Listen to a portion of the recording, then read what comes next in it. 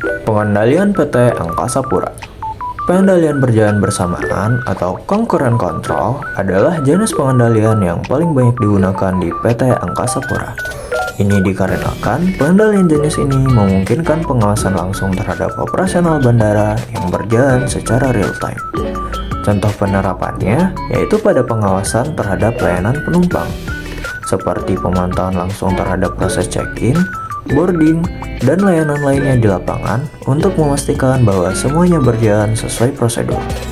Contoh lainnya ada pada keamanan bandara.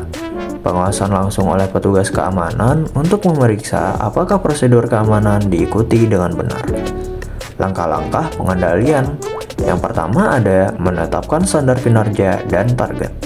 Dalam hal ini, biasanya diterapkan pada PT Angkasa Pura menetapkan target seperti jumlah penumpang yang dilayani dalam sehari, waktu layanan check-in, atau standar keselamatan penerbangan. Yang kedua ada mengukur kinerja nyata.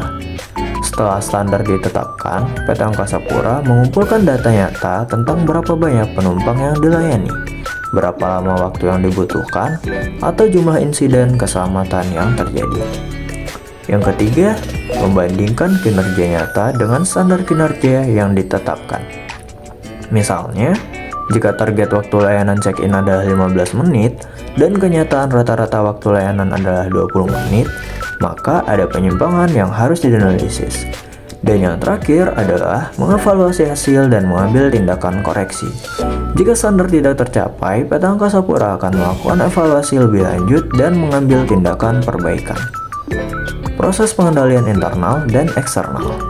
Untuk pengendalian eksternal, PT Angkasa Pura biasanya akan fokus pada kontrol yang dilakukan dalam organisasi, seperti pengawasan terhadap staf, pemantauan proses, serta prosedur operasional.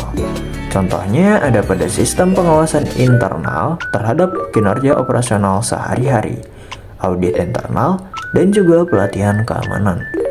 Dan untuk pengendalian eksternal, biasanya PT Angkasa Pura akan fokus pada kontrol yang dilakukan oleh pihak luar, misalnya regulator pemerintah, otoritas penerbangan, atau badan independen lainnya.